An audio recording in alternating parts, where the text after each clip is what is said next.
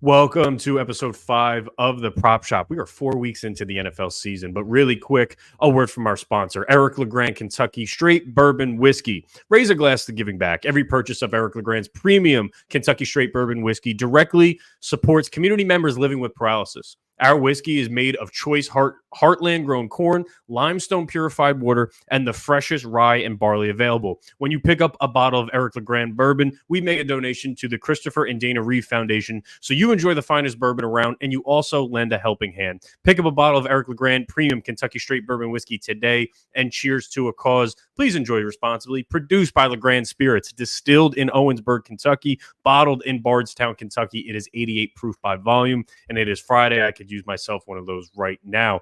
Really quickly, we do have a guest today. I will bring him in shortly. Normally, I do an opening monologue, our opening thoughts, but this week, since we are a quarter of the way into the season, I want to talk about some NFL futures that I think hold some value. And now that we've seen 4 games worth of the season, we can start deliberating who's at the top of the pack, who's at the bottom of the pack. And for some of those futures, let's talk about Super Bowl winners.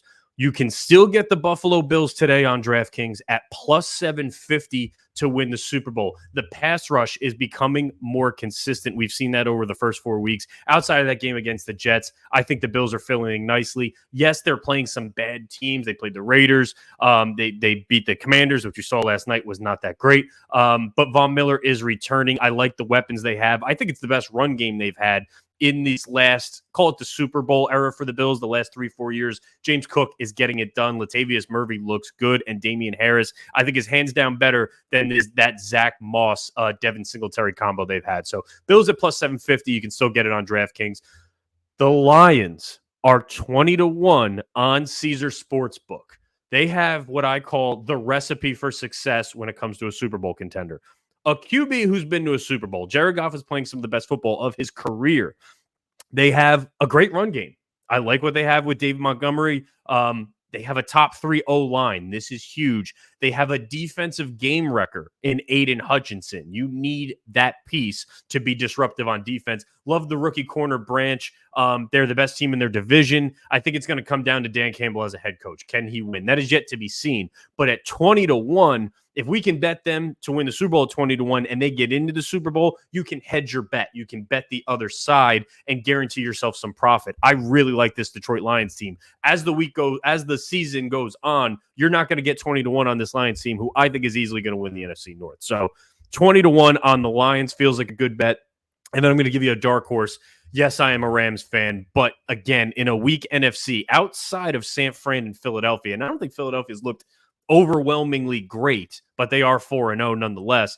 Rams are 60-1 to win the NFC on DraftKings. It is a bit of a homerish pick, but the second half of the season really lightens up for them. They get the Cardinals, the Commanders, the Saints, and the Giants. Those 4 seem like wins. Can you get to 10 wins? 9 may even do it to be a wild card team. But if they make the playoffs, to make the playoffs is plus 250.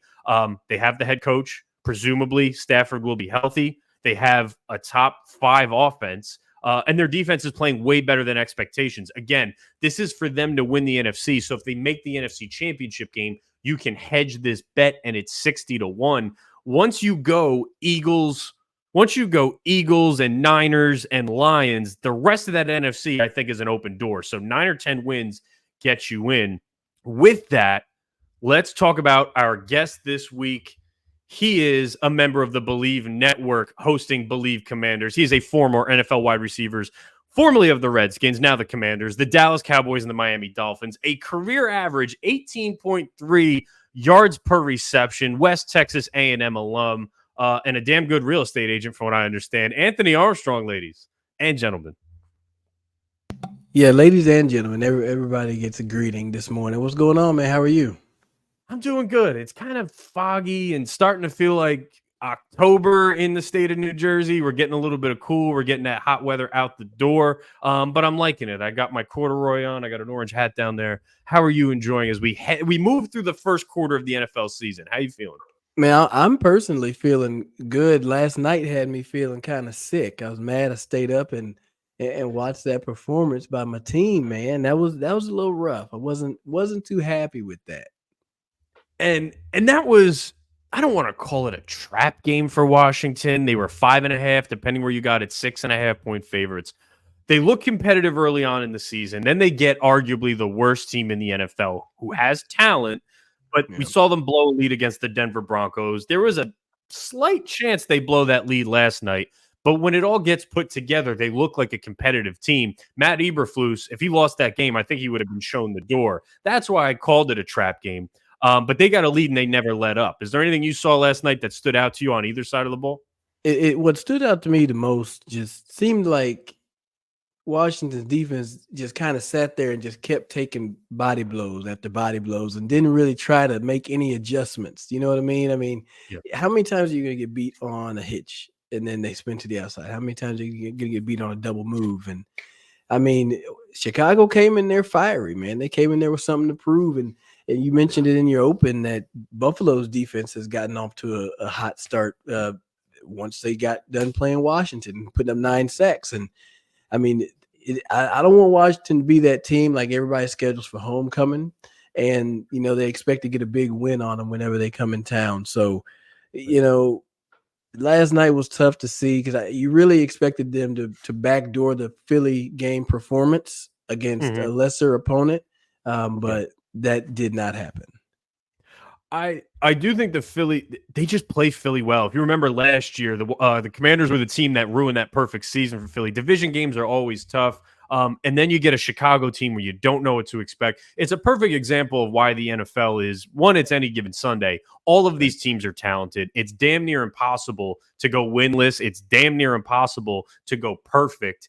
And I think last night was a good example of that. But the pieces, for me, talking about the Commanders, I like a lot of what they have on both sides of the ball. What's going to happen with Chase Young in that fifth-year option? Are they going to pick it up? Are they going to move him for pieces at the deadline? And then offensively, I love Curtis Samuel, Jahan Dotson, Terry McLaurin, Brian Robinson, Antonio. I love the weapons there. What do you think of Sam Howell? I'm curious because he had numbers on paper, but the first half didn't look great. Man, I like Sam. I looked at the tape back against the Dallas game, broke it down. Wasn't but 17 passes, but did a lot of really good things. You look at that throw to Jahan against Philly, like that was perfect accuracy. He's able to put the ball in the right spaces. But the only issue for him right now is that he doesn't have enough reps. He just needs to see more defenses because every time they were talking about it last night, like rolling safeties, disguising coverages, he hasn't seen all those yet. So unfortunately, like that's the downside that he has to kind of process it on the go. Whereas, a more veteran quarterback has seen certain things. And now, don't get it twisted. I'm not saying that they need to go to a veteran because veterans are stuck in their ways, but Sam just has to learn. I think he has a lot of physical traits. He can make all the throws, he can run. He's actually, pretty good running the ball in the pocket. So he has a lot of good things about him. He just needs more time and more reps. I think this is the perfect year for the Commanders to say, okay, we have this guy on a rookie deal. We have a lot of weapons offensively. They're not a bottom 5 team in the NFL. I don't believe that. They're not a top 5 team in the NFL. I also don't believe that. I like to call they're a son of a bitch. They're the team you don't want to play in the middle of the year when it gets late. They can put up performances against divisional opponents. And I think they're the team that may play spoiler. But this current draft coming up, it's the perfect opportunity to say, let's give Sam Howell a shot. We may have hit on something here. If we don't, and we're that middle of the pack team, maybe we're between the 8th and the 16th pick, this is a great draft to go find somebody, whether that's a Bo Nix, whether that's a Marcus May, Quinn Ewers. There's going to be the kid from Washington, Penix. There's going to be options for this Washington team to plug and play in the middle of that first round and say, hey, listen, we gave Sam Howell a shot. If he's great, awesome. Maybe we give him another year. If not, we have some opportunities in this upcoming draft because we have a talented team across the board. So sucks for last night, but I think they're going to be they're a tough out every week. I'll say that. Yeah. I do think that you're right. The roster is built to, where you're one position away, but hell, we need that defense to show up and be who we think they are. And the way it's been so far, it ain't been that. It has not. Now let's look towards Sunday. Anthony, are there any games that stood out to you when you were looking ahead? I know we're in the London season. We got our London games. We have our first round of bye weeks. So we went through 4 weeks. We now have buys. There are 4 teams sitting out this week. Offhand, I know it's the Raiders and the Chargers, but the other 2 are escaping me. Any games that you saw this upcoming Sunday that stand out to you as mismatches, possible upsets? There's one that I think everybody had circled out coming off of the offseason was the Jets and the Broncos. Just wanted to see how that was going to go down, especially because you thought Aaron Rodgers was going to be out there throwing the rock around for Nathaniel Hackett. But you got a feisty, Zach Wilson-led Jets team that they seem to be getting behind this guy. And that might just be the confidence that he needs. So I can't say that's necessarily an upset. I mean, hey, Denver just, barely came back to beat Chicago, but Chicago blew out Chicago blew out Washington. So that's neither here nor there. But that's something that could be interesting to see, just to see how it plays out on the field, because it could be a real turning point for both of those teams this season. No, I agree. And one interesting piece from a player prop perspective, because that's what the show is, Breece Hall is getting the restrictor plate removed. According to Robert Saleh, he's not going to have any it's not going to be a split carry with him and Dalvin Cook. It is not going to be a snap restriction. We may see a full workload of Breece Hall. He's looked good early in the season. He had a massive 80-yard run against Buffalo in week 1. He's definitely been their lead back, but I don't fault Dalvin Cook at all for not looking the way he has. That Jets offensive line, not great. When you don't have a passing game, they're just stacking 8 or 9 in the box. So I am excited to see what a bigger sample size of Breece Hall is. I think that line opened up on him at 57.5. It's been bet up to 60.5. I still kind of like it. Maybe not as heavy as I did at 57.5, but we may see a big dose of Breece Hall this week. I think I'd definitely take the over on that one, because really what you're saying is we don't want to put it in Zach's hand as much. And we're going to run into some of these 8-man fronts, and you can break some of those if your blocking is sound. So just because it's 8-man boxes doesn't mean you need to automatically switch to pass, and teams know that. So it'd be the over for me on that one. When I think like that and I see a quarterback like Zach Wilson, I'm saying just run play action. Give it once or twice every quarter. Show him something to pull down, bring that defense in. And then you break Garrett Wilson deep. And then you bring out Tyler Conklin or Alan Lazard. Give him easier throws to make where he doesn't have to get to his 3rd or 4th read. Give him his first option and try to get him as open as possible. So I like that, man. I definitely agree. Really quickly on this show, we go through some player props. I love getting an ex-player's perspective. I've had a tight end. I've had a former D-tackle in Eric LeGrand. Last week, I had Glover Quinn, a safety. Now I have a wide receiver. I have an offensive mind, and I want to get your perspective on a few. I want to open up with Dalton Kincaid, the tight end for the Buffalo Bills. Now, I'm going on his receptions prop. This line is at over 2.5. It's like minus 150. It's fully juiced. I'm getting away from the juice. I'm going to play his alt lines. Kincaid at 4+ receptions is 2-1. 5+ receptions is plus 450. 6+ receptions is plus 1075, and 7+ receptions is plus 1650. It gets a little crazy towards the end, but hear me out. He's hit 4+ receptions in 3 of 4 games. Playing a Jacksonville Jaguars team, yes, they are in London, ranked 31st in targets per game to opposing tight ends. I think he's going to get some looks. Dawson Knox has been limited all week in practice, so he may go. If he goes, he may have a limited snap count. He may not suit up. That's best case scenario for this play. But I gave this out on Tuesday, Wednesday on my Twitter. Some of these lines are gone as far as value. I think 4 and 5 receptions are very, very real, and the odds are desirable, I would say. What do you think of Kincaid? What have you seen from him early on, the rookie tight end from Buffalo? Oh, he's a talented player, because he's talented enough to where they essentially removed the 3rd receiver from their base offense, right? Him and Dawson Knox have been a huge part of making Josh Allen take down his risk tolerance. You know what I mean? He's able to throw it to tight ends and make safer throws and getting more manageable down and distances, which makes him that much more dangerous. All right. So then you throw in the fact that you are it's more than a road trip. You're going on a damn excursion. You got to travel across the pond, change time zones, get reacclimated. Yep. You basically want to make this easy on your guy to get going. So to me, it makes a lot of sense to try to lean on the run, get the ball to the tight ends, and let things open up as they go. So yeah, I'm with you on that 4 to 5. 7 would be if he just gets to cooking. But if you're feeling froggy, maybe you go there. But 4 or 5 makes a lot of sense. 4 and 5 is definitely in the realm of possibility. 6 or 7 means Dawson Knox is declared out and Kincaid is the solo tight end. Is that possible? Yes, but he's been limited. He's been participating. I'd be curious how he looks on an injury report today. Friday's always the big day for injury reports. So that's Kincaid. Let's go with a little more well-known gentleman who just returned last week in Alvin Kamara.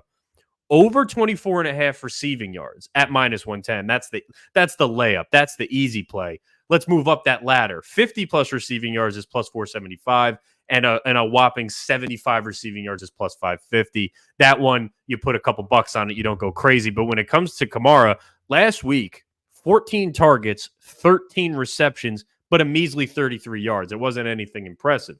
I think those targets come down, but I think the yards go up against this New England Patriots defense. Kamara, for his career, averages 5 receptions and 42.5 receiving yards per game. That's a big sample size. This isn't just last year in a bubble. I'm talking his whole career, 42 receiving yards.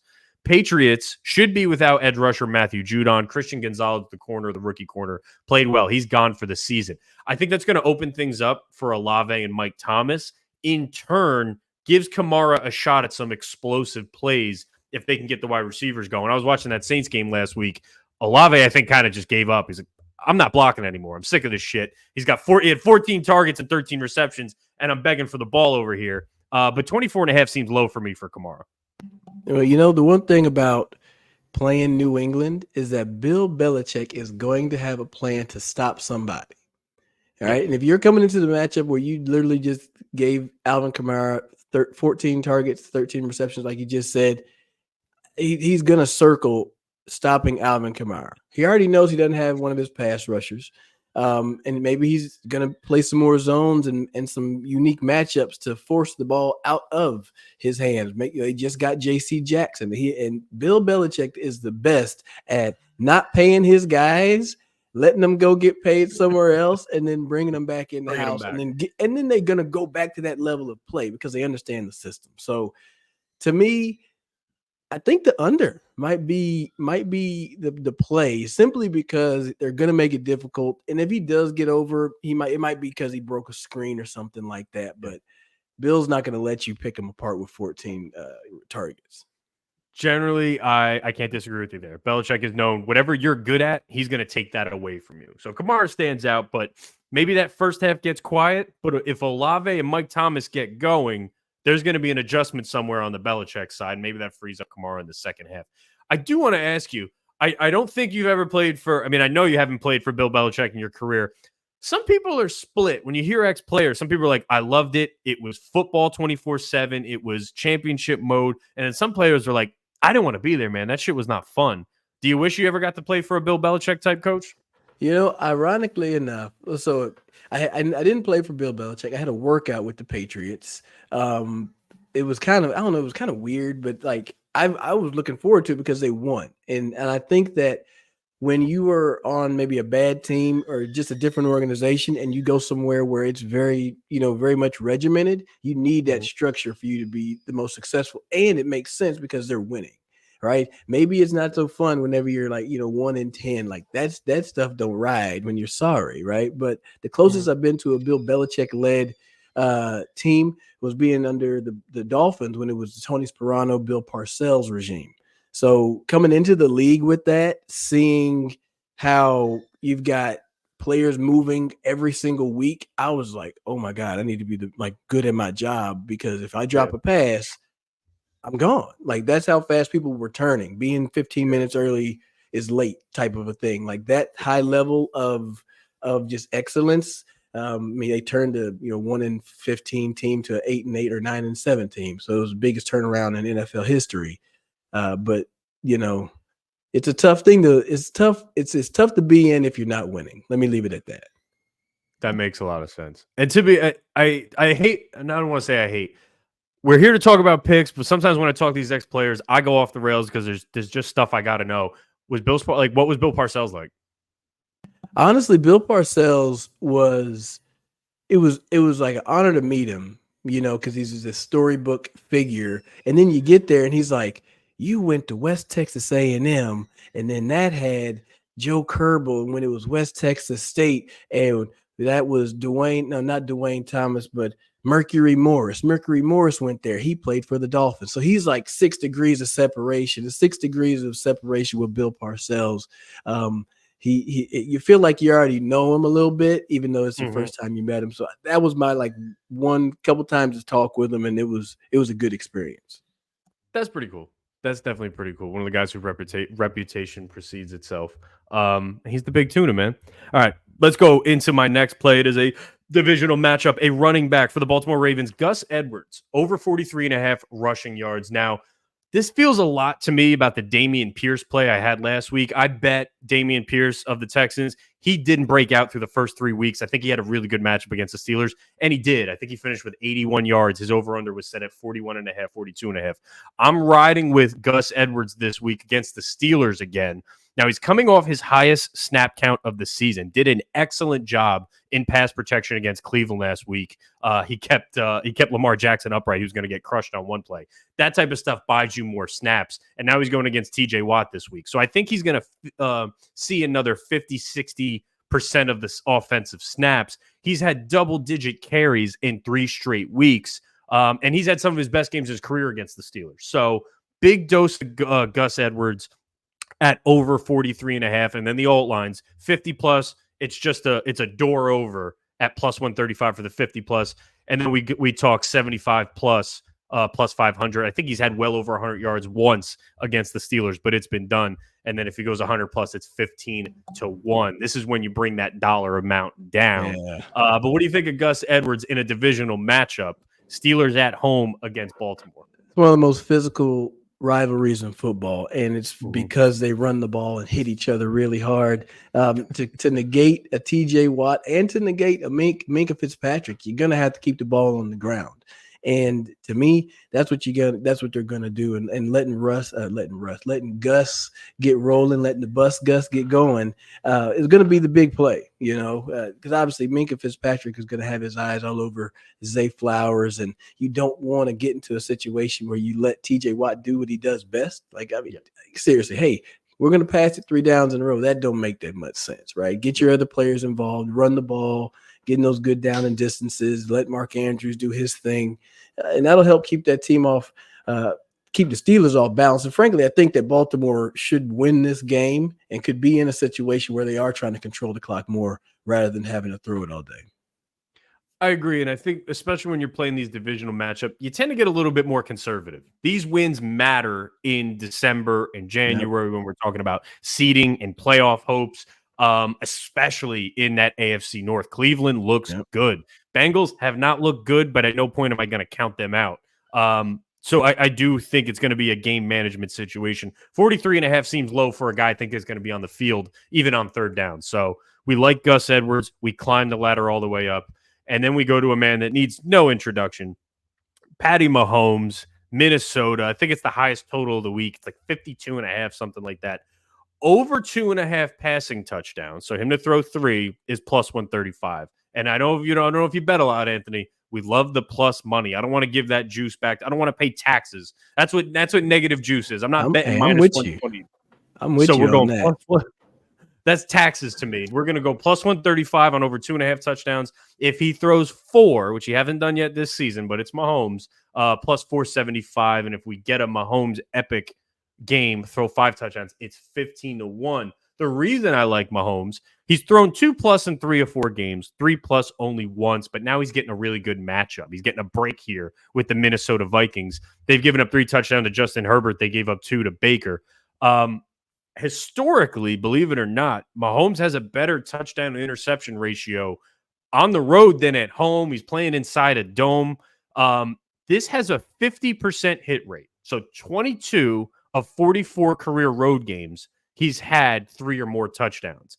At plus 135, implied probability says it's a 43% chance of happening. Well, it's actually happened 50% of his career.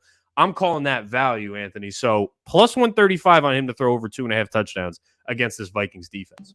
Honestly, I think that's easy money. That sounds like easy money. You did all the analysis for me where the equations were going across with it. 2.5, and especially you're looking at that defense, how the Chargers kind of lit them up.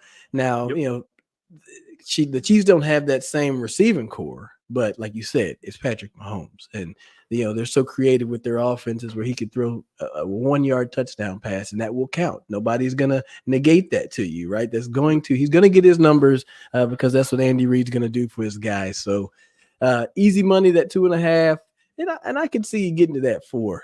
I see you could get into that 4 plus, So I think five is almost too rich for my blood. 5 is I have to put it there to give people the option. I lay out a buffet. You take what you want, you leave what you don't want, but I like to give the option. One of the highlights of the show, Anthony, is a Alt-Line Parlay of the week. So we do a parlay. You're obviously familiar with parlays, but we take a couple of the alt lines we talked about, we string them together, we get some crazy odds, one of which, Dalton Kincaid, 5+ receptions. I think we said that was a real possibility. Gus Edwards, 50+ rushing yards. His line's 43.5. Him getting to 50, I don't think that's crazy. Robert Woods, not someone we talked about today. I mentioned him on a show I did earlier this morning on BetQL, but I'll bring it up really quickly. Robert Woods playing the Atlanta Falcons in Atlanta. Atlanta's done a damn good job of funneling targets to the middle of the field, defending that perimeter very well. Cornerback A.J. Terrell playing some of the best football of his career. He's playing like an elite shutdown corner. Calvin Ridley had a 30-yard reception against him last week, and then you didn't hear Calvin Ridley's name for the rest of the game. So I like Robert Woods to benefit. So Woods, 5 receptions, Kincaid, 5 receptions, Edwards, 50+ rushing. A $25 bet pays $574. Now, that is not going to pay the mortgage, but it may get you groceries for a week. So 25 pays $574 on the Alt-Line Parlay of the week. And any comments on the parlays? I don't know how much you dabble in the parlay game. I like the parlays, frankly. I'm always a parlay guy. I like to put the whole week if I can, see if I can hit all the games. But I've learned that those afternoon games get a little squirrely, man. So I try to keep them in one block, like give me the 12s at once, and then we separate from there. And I've been like 1 or 2 off, but this one makes a lot of sense. We already said Gus Edwards is going to get some action. Kincaid should get some action because they're trying to get some stability on the road across the pond. And Robert Woods is just a solid receiver that's going to find his way open. And your reasoning is sound. Okay, your reasoning is sound. I'll take that play. I like it. As a former wide receiver, you got to appreciate guys like Robert Woods. They don't get the same type of they don't get the same headlines as a Justin Jefferson, Jamar Chase, Cooper Kupp, but I think Robert Woods is one of the best wide receivers in the league.